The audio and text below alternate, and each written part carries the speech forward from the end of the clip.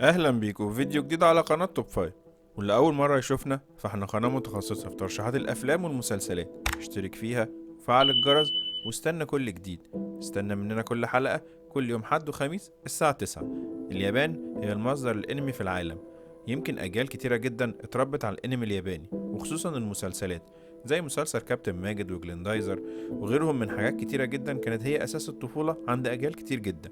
واليابان مش بس اتميزت بالمسلسلات الانمي، لا ده على مستوى الافلام الصراحة بتعمل عظمة مع افلام الانمي اللي ليها عشاق في كل دول العالم. وعشان كده احنا النهاردة بنرشح لكم افضل 5 افلام انمي ممكن تتفرجوا عليهم وهيغيروا رأيكم تماما لو انتوا لسه مش من محبي النوع ده من الافلام. حلقة حلوة قوي قوي، اوعى تفوتها. ويلا بينا نبدأ حلقة النهاردة. في المركز الخامس معانا واحد من أجمل وأحدث أفلام الأنمي لسنة 2023 و 2024، وهو الفيلم الروعة ذا بوي أند ذا هيرون. الفيلم اللي بيحكي عن الطفل ماهيتو اللي ماتت مامته بعد لما حصل تفجير للمستشفى في الحرب العالمية التانية، وسابته لوحده مع باباه اللي بيشتغل مهندس في مصنع حربي. باباه اللي بعد وفاة مراته قرر انه يتجوز تاني، وده اللي خلى ماهيتو يقرر انه يسافر للريف او البلد اللي فيها بيت عيلة مامته عشان يعيش هناك مع خالته وباقي العيلة. ماهيتو اللي كانت بتغلب عليه مشاعر الحزن الشديدة جدا عشان موت مامته اللي دايما بيشتاق ليها في كل وقت. ده غير انه كمان بيوحشه قوي جو الأسرة أو العيلة اللي فقدها تماما لما مامته ماتت، لحد ما هيجي يوم وخالته تختفي قرب بيت مهجور كده قديم كانوا دايما بيتحكي عليه أساطير. ولما قرر يروح يدور عليها بدل ما بيلاقيها بيلاقي نفسه دخل في عالم تاني خالص. يا ترى بقى ايه اللي هيحصل لهم؟ كل ده هتعرفه في أحداث الفيلم الروعة ده. We must protect this world ourselves. Go back! Now! Michael! Michael! You and I aren't friends or allies, kid.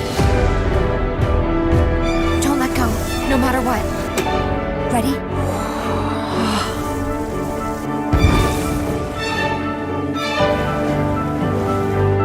You see this world?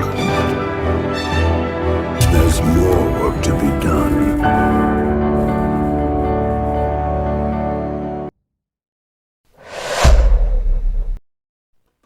في المركز الرابع معانا فيلم روعة من إنتاج 2022، هو الفيلم الروعة سوزمي. الفيلم اللي بيحكي عن سوزمي البنت اللي في سن المراهقة واللي عايشة مع خالتها بعد لما مامتها ماتت وهي عندها 4 سنين، واللي من وقتها وخالتها هي اللي بتربيها.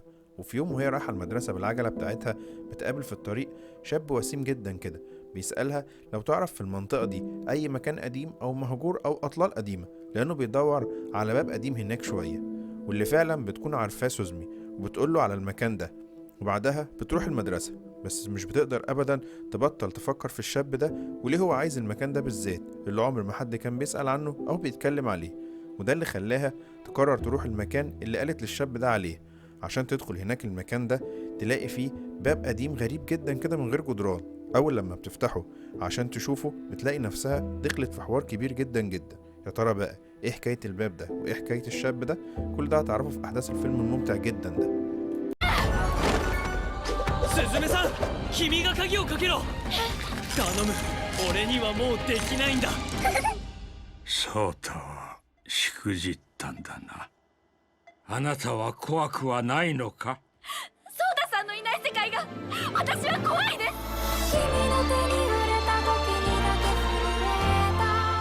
忘れられるわけない。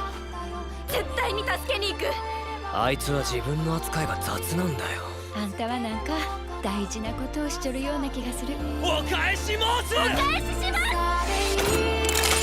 いってらっしゃい。いってらっしゃい。いってらっしゃい。いってらっしゃい。行ってきます。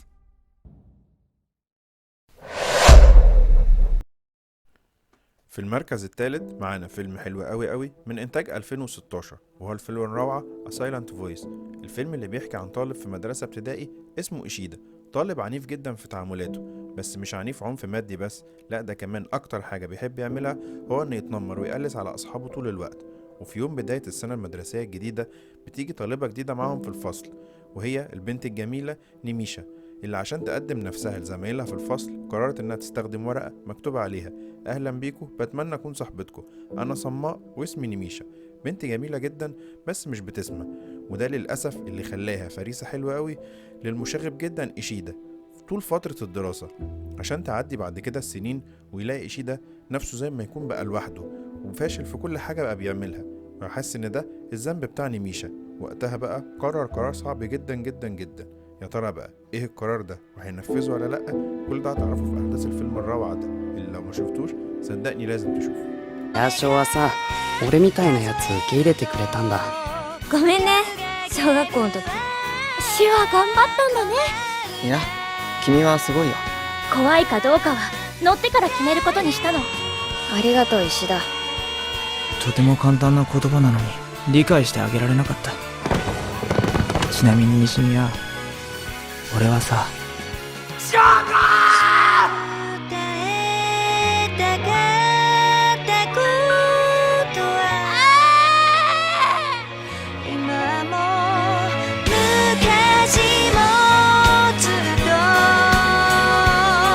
あのさ、西宮、君に生きるのを手伝ってほしい。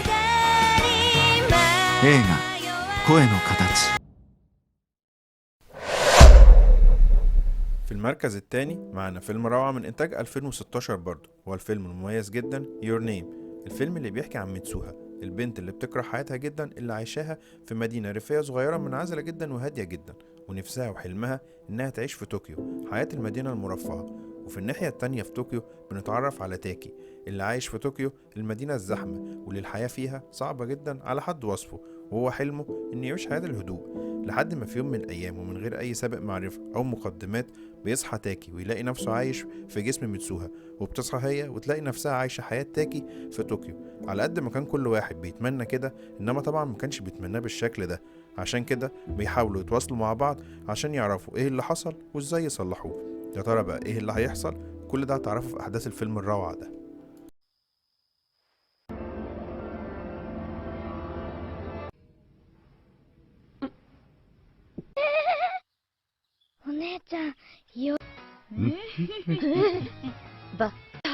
夕方までにおばあちゃんと一緒に町から出て。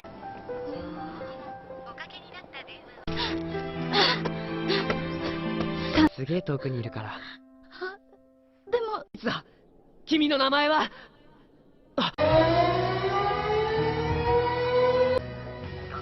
ここまでや。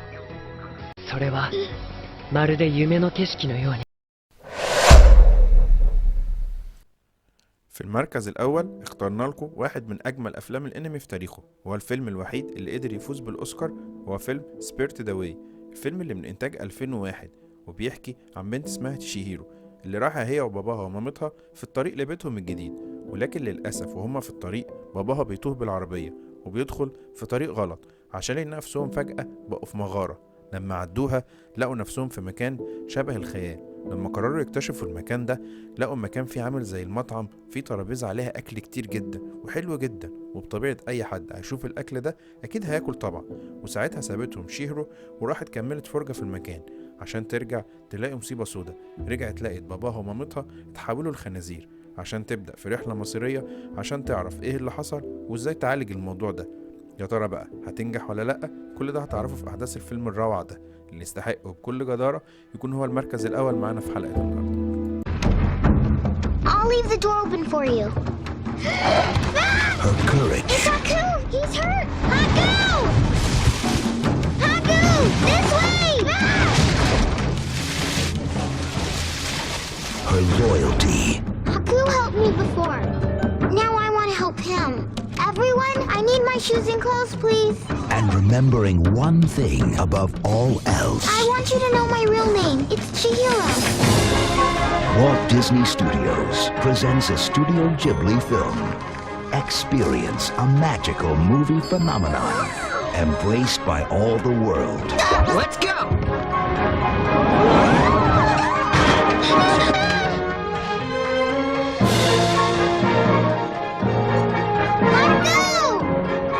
This fall, prepare to be spirited away. لو عجبتك ترشيحات النهاردة اعمل لايك للفيديو وسيب لنا رأيك في الكومنتات، ولو لسه مش مشترك في القناة اشترك وفعل الجرس واستنى كل جديد. خلص الكلام، سلام.